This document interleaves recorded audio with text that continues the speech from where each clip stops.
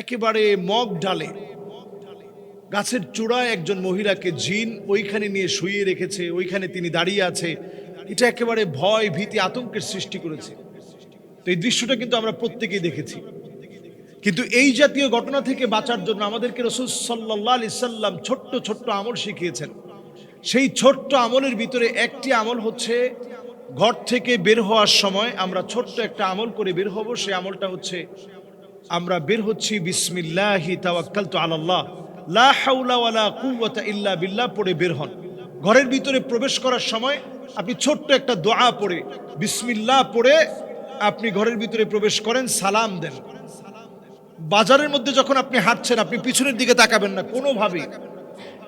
পিছনের দিকে রাত্রিকালীন সময়ে যদি আপনার কাছে মনে হয় কেউ যেন আপনাকে ডাকছে, কিন্তু ডাকটা আপনার কাছে স্পষ্ট না, অস্পষ্ট একটা ডাক, তাইলে আপনি পিছনের দিকে তাকাবেন না।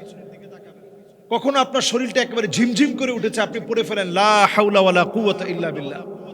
আপনার প্রচন্ড ভয় লেগে গেছে, আপনি পড়ে ফেলেন লা হাওলা ওয়ালা কুওয়াতা ইল্লা বিল্লাহ। আপনার মাথাটা হঠাৎ করে ঝিম ধরে গেছে, আপনি পড়ে ফেলেন লা ইলাহা ইল্লাল্লাহ। এইভাবে করে আমরা প্রতিনিয়ত যদি এই আমলগুলো করি, আয়াতুল কুরসির অভ্যাস যদি আমরা গড়ে তুলি, আমরা যদি প্রত্যেক দিন ঘুমানোর সময় একটু আয়াতুল কুরসি পড়ি, ফালা ইয়াজাল আলাইকা মিনাল্লাহি হাফিজ। যারা রাত্রে একাকী ঘুমাতে ভয় পান, আয়াতুল কুরসিটা পড়ে ঘুমান। জিনের সমস্ত দুষ্টামি থেকে আল্লাহ আপনাকে হেফাজত করবে ইনশাআল্লাহ। আল্লাহ তাআলা আপনাকে বাঁচিয়ে দিবে, তাদের কুমন্ত্রণা থেকে আল্লাহ তাআলা হেফাজত করবে, তাদের ক্ষতি থেকে আল্লাহ তাআলা বাঁচিয়ে দিবে। আসসালামু আলাইকুম ওয়া রাহমাতুল্লাহি ওয়া বারাকাতুহু। যে অনেক মাদ্রাসাতে এই জাতীয় ঘটনা ঘটছে, অনেক সময় আমি এটা খুব দুঃখের সাথে বলি, এটা শুধু মাদ্রাসাটা আমরা হয়তো অনেক সময় প্রকাশিত হয়ে যায়, আর সাদা কাপড়ে ময়লা লাগলে সেটা খুব দ্রুত প্রকাশিত হয়, দূর থেকে দেখাও যায় তাড়াতাড়ি।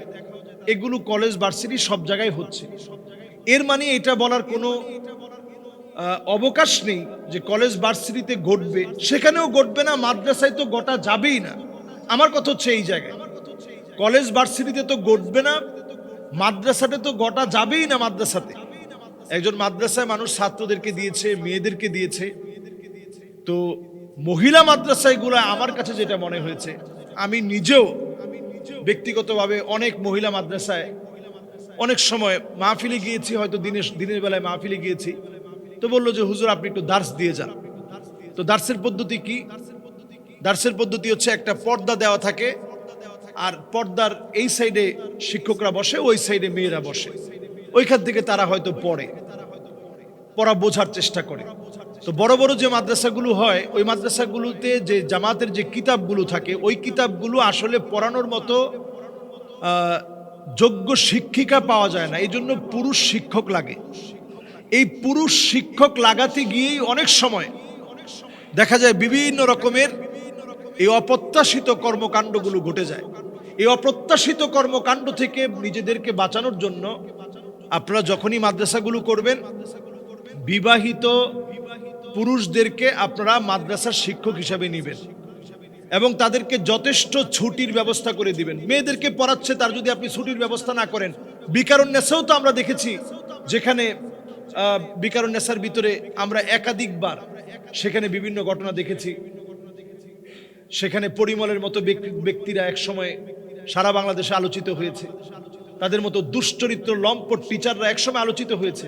সুতরাং এই দৃশ্যগুলো শুধু মাদ্রাসায় ঘটে বিষয়টা এমন না, তবে মাদ্রাসায় যেন না ঘটে এটা আমাদের সবার ইমানই দায়িত্ব।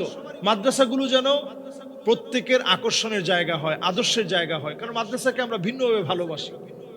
তবে তাদেরকে ছুটি ছাটার ব্যবস্থা করে দেওয়া এবং তাদের ব্যাপারে একটা নির্দিষ্ট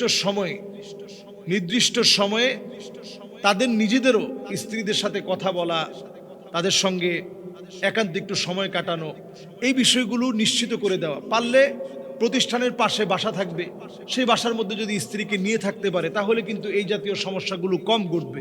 স্ত্রী নিজেও তদারকি করবে যে আপনি একটা মহিলা মাদ্রাসায় পড়াচ্ছেন, আপনার নিজের ঈমান কতটুকু ঠিক আছে, নিজের আমলি অবস্থান কি, এটা স্ত্রীর চাইতে ভালো দুনিয়ায় কেউ জানে না। এই জন্য এই বিষয়গুলো একটু চিন্তা করে আপনি কাকে টিচার রাখতেছেন। আমাদের দেশে যদি এইভাবে যদি চলতে থাকে, আগামী কিছুদিনের ভিতরে দেখবেন বিভিন্ন মহল তৈরি হয়ে যাবে যে জাতীয় মাদ্রাসাগুলো বন্ধ করে দেওয়া হোক। যদি বন্ধ করে দেওয়া হয় তাহলে তো আমরা ক্ষতিগ্রস্ত হব।